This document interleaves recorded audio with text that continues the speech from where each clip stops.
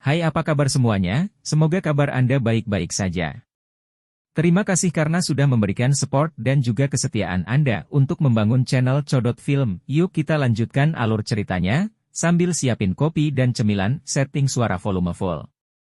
Gasken, meskipun Anda tidak merasakan permusuhan dari nafas, tamu yang berkunjung tanpa izin tidak diterima. Apakah seseorang yang dikirim oleh guild mana? Atau reporter yang terlalu percaya diri dengan kemampuannya sendiri? Apapun alasannya, saya tidak cukup berwawasan luas untuk bersikap baik kepada pengunjung tak diundang yang berkunjung setelah pukul 10 malam. Cheng Jinwoo berdiri di depan pintu. Dalam hal ini, 039. Anda bahkan tidak perlu mengambil senjata. Cheng Jinwoo menggerakkan tubuhnya sedikit. Dia menggerakkan lehernya dari satu sisi ke sisi lain, dan persendiannya mengeluarkan bunyi klik. Bang-bang. Pengunjung mengetuk pintu 2 kali. Dan adik perempuannya, yang ketakutan dengan ketukan itu, segera berlari ke kamar. Cheng Jinwoo membuka pintu dengan tenang. Klik. Cheng Jinwoo melihat wajah laki-laki yang dikenalnya melalui celah pintu yang terbuka. Pria itu berbicara. Kakak. Dengan nada bergetar. Liu Chenhao, dengan hidung merah, tak henti-hentinya menangis di depan pintu rumahnya. Kuat? Kuat. Cheng Jinwoo menatapnya tanpa berkata-kata. Saudaraku, aku diusir oleh ayahku. Liu Chenhao meneteskan air mata. Kuat? Kuat. Saat itulah Cheng Jinwoo menyadari bahwa dia membawa ransel yang hampir sebesar seluruh tubuhnya di pundaknya. Bahkan kedua tangan membawa banyak barang bawaan. Apakah kamu tidak tinggal sendiri? Yah. Isaknya. Apartemen tempat saya tinggal juga atas nama ayah saya, dan dia juga membekukan semua kartu bank saya. Sang ayah benar-benar membekukan semua kartu bank putranya. Meski terdengar seperti plot film, karena dia adalah ketua Liu Minghan, tokoh nomor 1 di lingkaran ekonomi negara Ha, bukan tidak mungkin. Tapi apa yang dilakukan pria ini sehingga ayahnya bertekad untuk memperlakukannya seperti ini? Sementara Cheng Xiaoyu menatapnya dengan saksama, Liu Chenhao berkata kepadanya dengan nada tulus. Jadi, saudaraku, bisakah aku mengganggumu sebentar? Mencicit? Klik. Cheng Jinwoo dengan cepat dan kuat mengunci pintu. Klik. Dia berbalik dan melihat bahwa Cheng Xiaoya, yang awalnya berada di ruangan itu, berlari mendekat dan bertanya dengan cemas. Saudaraku, siapa itu barusan? Apakah kamu mengenalnya? Aku tidak tahu, ini pertama kalinya aku melihatmu. Cheng Jinwoo menggelengkan kepalanya. Apakah itu seseorang yang tidak kamu kenal? Lalu mengapa kamu menemukan rumah kami? Jangan khawatir, itu mungkin salah tempat. Kuat, benarkah? Sepertinya tidak. Setelah mendorong Cheng Xiaoya yang ragu-ragu kembali ke kamar, tangisan sunyi Liu Chenhao datang dari arah di belakangnya. Bang-bang. Kakak 1. Kakak. Sayang, bukankah terlalu berlebihan bagimu untuk memperlakukan Chen Hao seperti ini? Liu Minghan dengan kasar merobek dasinya. Pria jahat. Dia dengan jelas mengatakan bahwa dia akan menyerahkan persekutuan Liu Chen, salah satu tugas utama Liu Chen di masa depan, kepadanya, tetapi dia sebenarnya mengatakan itu pada dirinya sendiri. Aku akan pergi ke guild Big Brother. Apa? Ikut kakak? Itu mudah baginya, Liu Minghan mendengus.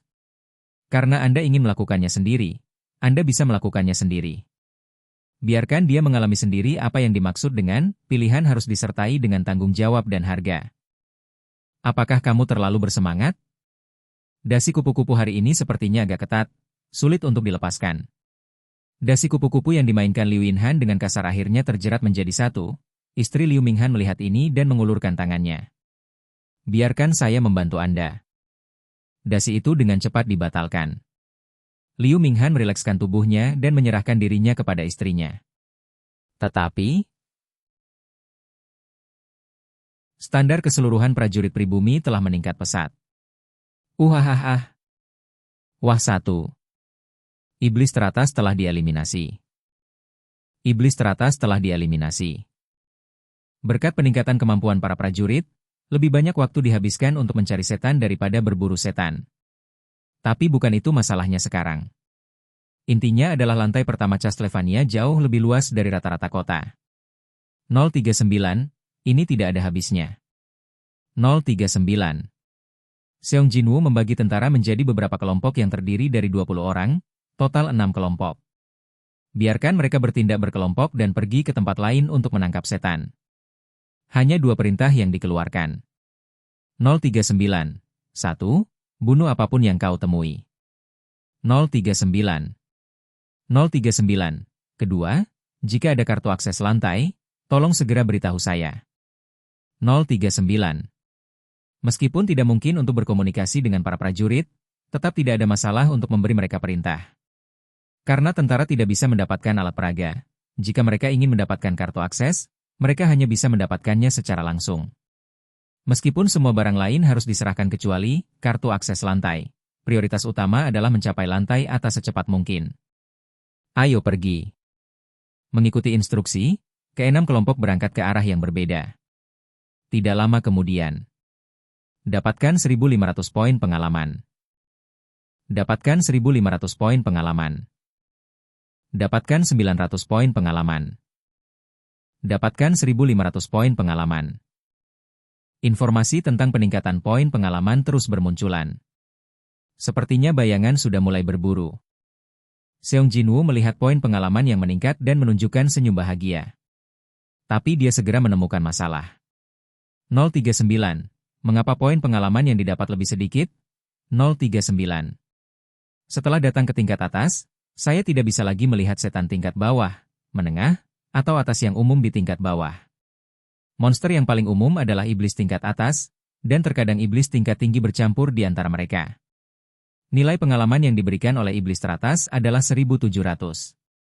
Setan senior yang satu tingkat lebih tinggi darinya memiliki nilai pengalaman tetap 2.200. Tapi dibandingkan dengan nilai ini, nilai pengalaman yang saya dapatkan sekarang jelas lebih sedikit.